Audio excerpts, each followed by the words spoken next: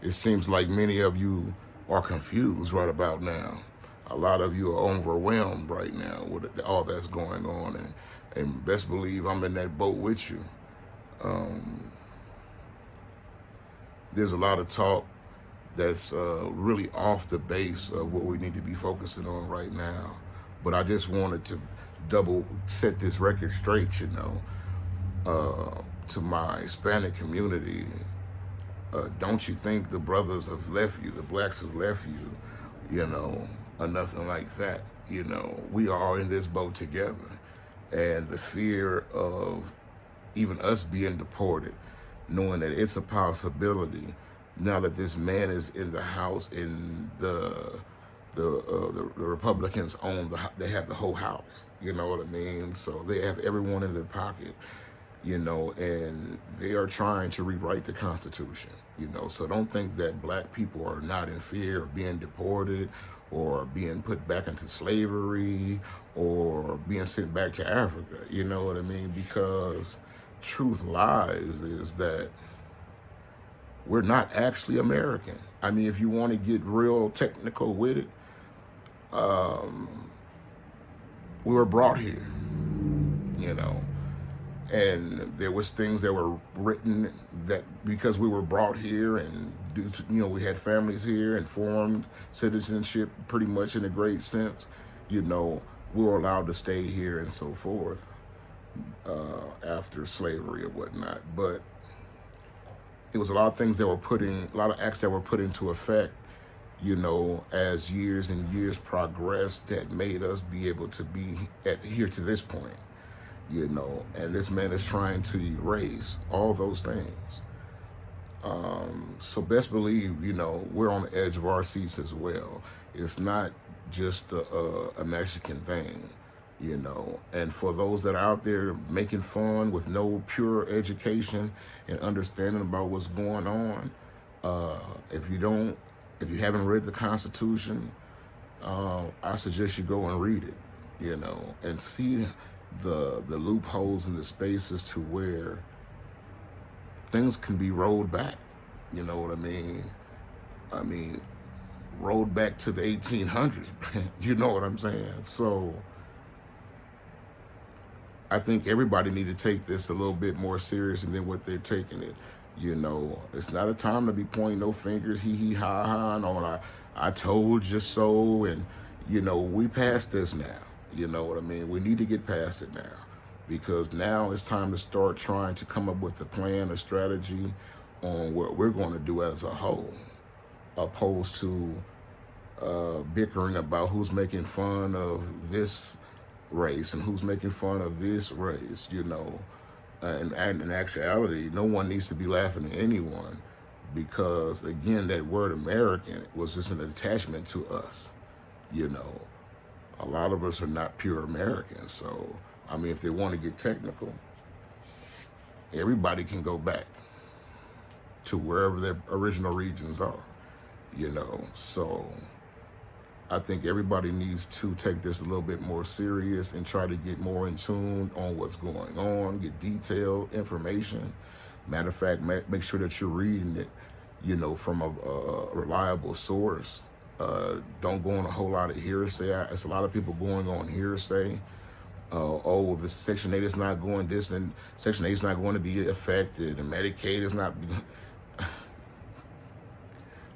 The Chicago, Illinois right now, they're on the news, where they have this encountered their funds to be, tampered with or disturbed and so forth. So like I said, again, go do your own research, everybody has a news station, a news channel that they can go to, and I suggest that you stay glued to it instead of Facebook, TikTok, and all this distraction. That's all it is distraction. And we had 2 plane crashes here recently. We got the fire going on in California. It's time for you guys to understand the game of chess, because y'all playing checkers right now. This is a man who understands how to play the game of chess. And also, when you have the table in your possession, when you get everyone on the board in your pocket, you own the board after that. You see? But then again, the only way to stop this game of chess is to destroy the board. I'm gonna let y'all ponder on that for a little bit, as I move on, to something else. He played chess, you know what I'm saying? So, he put all his pawns together, got everybody set up right, you know what I mean, for the Senate, people in his back pocket. He got Congress in his back pocket, and he signed a whole lot of bills here recently, which are just nothing but stepping stones. You know what I mean? Things to pave the way for him to take away those things that you think he cannot touch, So again, don't be afraid to get online. There's going to be some things you'll be able to find online, and I wouldn't suggest that you rely on all of it, you know what I mean? Because some things are going to be tampered with. Understand that's something that neither you or I control, It's been a reliable source for many years when it comes to a lot of things. But right now, in critical times where we are now, I don't think that you should take it all at face value. You should do a little bit more digging, go to the library if need be, get into actual books and understand how the house is set up, and understand how we ended up where we are at right now today, to where we have lost control of the house, pretty much, to say so. But there's still fighting tools, that we have, and that's our brains. And we can't use our brains if it's so inflicted with so much strife and stress, you know what I mean? So yeah, we have to get them moving fast. That's pretty much it in a nutshell. I would suggest that everybody start trying to go get seeds, tomatoes, lettuce, cabbage, whatever it is that you eat. I would continue this on. A lot of people started during the pandemic. Hopefully, some people took that into consideration. You know what I mean? And continued on growing for themselves, because the price of food is about to skyrocket. Everything is about to go haywire. So I would prepare for that if I were you. Hold on one second, y'all, man. I think got a little parched and whatnot. I need to get me something to drink. Hold on, I got a little something right here. Ain't nothing better than a little bit of brown when you get down, you know what I mean? And right now it's one of those times where, anyway, I'm a little upset. So, being a little tipsy, to shake this little edge ain't such a bad idea right now. It's a lot of things that we need to think about. And one thing is unity. All my black sisters and brown sisters and Asian sisters and brothers and so forth, it's time for us to come together. I would like to get a chance to speak with some other people out, those that watch this video. Hit me on my inbox. It would be nice to start a march, here in Vegas. Get all our brothers and sisters together from all nationalities. And let's let these people know that we are here, and we're not going to take or tolerate anything that's less than humane,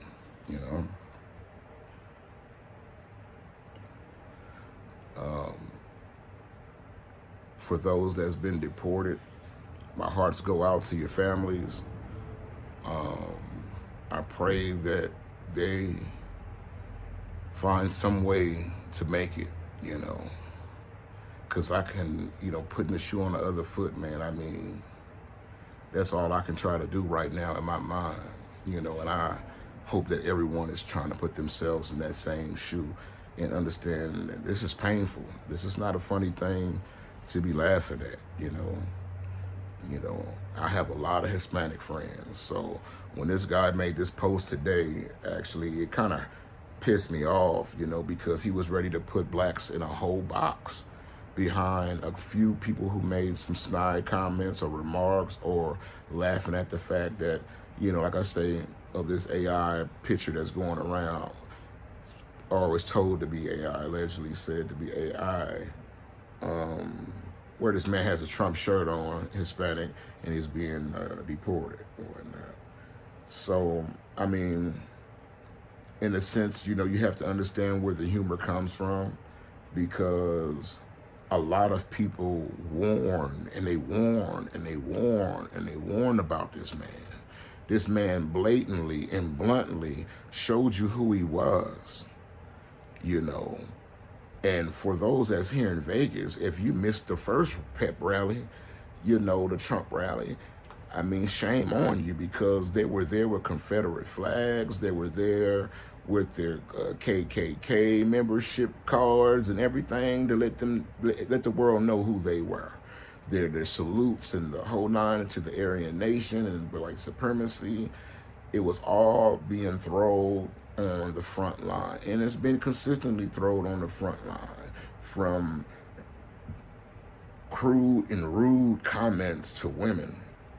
I don't know how any woman could have voted for him, you know, knowing that he was taking your rights away for as your health is concerned, you know. Maybe not the whole thing in a nutshell, but just to have any involvement in it whatsoever, it was allowed. You know, it was sign after sign. And then again, I'm not going to put a whole lot of blame on blacks and Hispanics, because this is another reason why a lot of people didn't vote, is because they knew or felt that our votes were not being counted.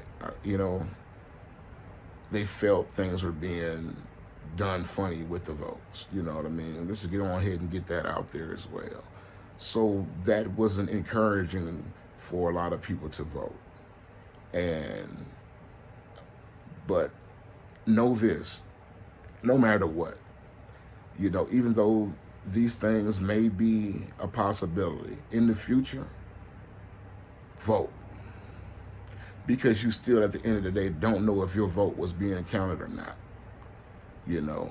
And I know there's been letdown after letdown, and like I say, I understand, because I'm to be honest, I didn't vote because I felt like my vote wasn't going to count, you know, because I didn't vote for Trump, you know, and I know a lot of people that didn't, you know, and the energy and behind a lot of people just wasn't for Trump, you know, at that particular point in time. So I don't think he won that honestly, outrightfully, you know. I don't think he won that, you know. So again, that's what put the sad and the bad taste in everybody's mouth. Let me say, not sad, but that's what put the bad taste in everyone's mouth for his vote. You know, it made it a little discouraging for many people that want to vote when you know these things take place, you know. So anyway, I propose a new government. We have enough people in our reach, or in our earshot. We have a lot of people, and there's a lot of soldiers, a lot of veterans, a lot of Navy SEAL. I know a lot of people are feeling this hit. So don't think it's over. You know, before the end of the day, we'll have the world back in our hands again. But this time, it's going to be a God-felt and God-ran world. That's what we need. We don't need God out of the conversation. We don't need God out of the equation. We need God every step of the way, because he is the only one that knows where this fine line between love and hate lies. You know, many of us have tried, and we stumbled across that line. And that's what makes us human. And there's nothing wrong with being human. But when you have a whole elite, a whole government that doesn't care about God or being right or wrong, or realizing there's someone else that you're going to have to answer to at the end of the day, meaning that's what I mean by God fearing. When you know there's a higher power that you're going to face at the end of the day, when you're consumed with the devil, you don't care. You don't see God. And every time I see Trump, I see the devil. You know, I see a man that don't care. I see a man that wants to rule the whole world along with his friends. You know, we've allowed this thing called money to come in and become a part of our lives. And there was a time that we grew our own vegetables, grew our own fruit. If we wanted pig, we slaughtered our own pigs, whatever, horses, whatever y'all want to eat, you know, cow, whatever. But we did it ourselves. We came to relying on others. We got lazy, laxed.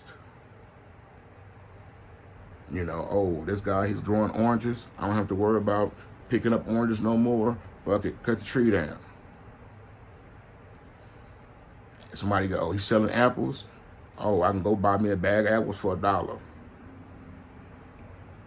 Yeah, until there's not many apples left.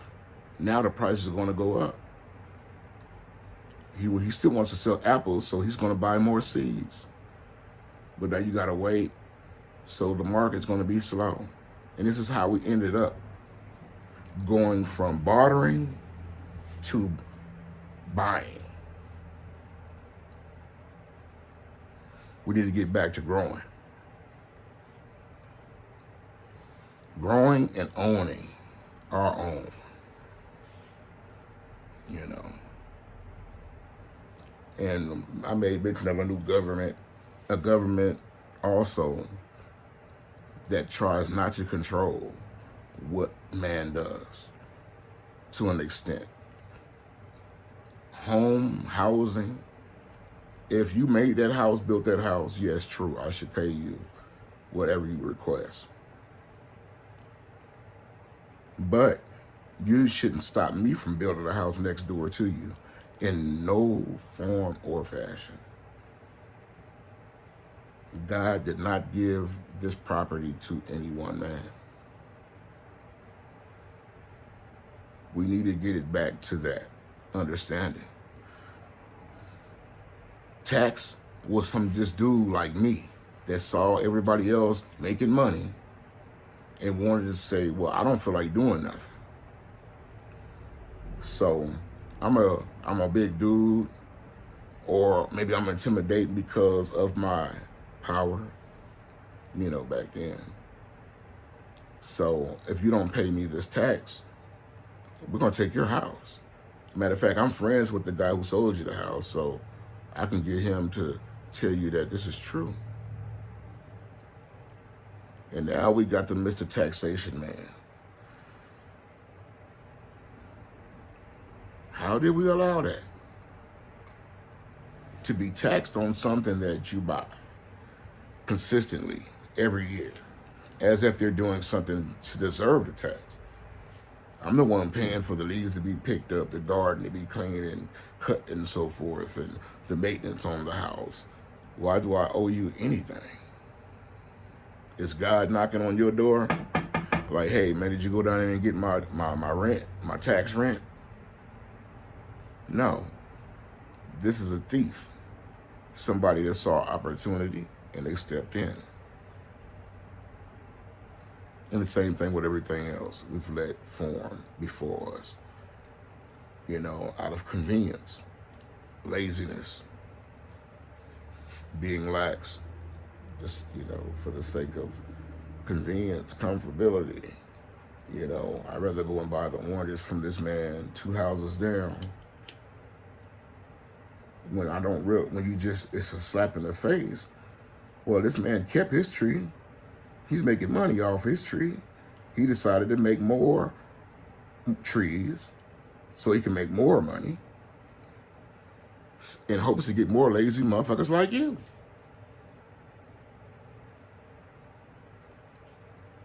Now look at the world. So dependent on fruit that's coming from other parts of the world when we can grow our own oranges and vegetables right in our own yard. Ponder on that for a little bit.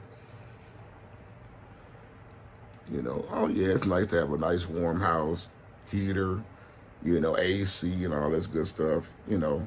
But these are things that you could have done on your own, you know. But they got it so cornered. They got the market cornered. Again, like I said, I don't know how we allowed it to get this far. How did we allow somebody to corner the market? Well, again, we didn't have no control back then. You see, it was only a set amount of group of people back then, and they made the laws and made the rules, and people fell in line, especially when guns came about. Nobody wanted to go against the gun. People say, oh, how did black people end up in slavery? Well, let somebody fire some strange weapon off at you. Let somebody fire a strange weapon off at you from yards across, and he killed the person in front of you or whatnot. You'll be a little, okay, you know, ready to surrender too after you see multiple drop. Like, well, damn, you know, what kind of accuracy does this thing have? Accurate enough to kill 2 or 3 in front of you. And a lot of people were scared of dying. I mean, a lot of people talk tough. Oh, man, I ain't scared to die, whatever, especially a lot of you youngsters, you know, may say it. But you really don't feel that way until you lived. You know what I mean? Once you get that high shell, or once you experience that near life, near death experience, you'll think twice about that feeling. You know what I mean? You know.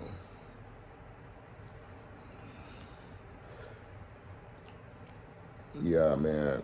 I definitely wanted to touch bases with my folks, my people, from minority to minority, you know, and let them know that, you know, not everyone is against you. You know what I mean? Not everyone is making fun of you. You have stupid people. Again, stupid people that just do not know what's going on.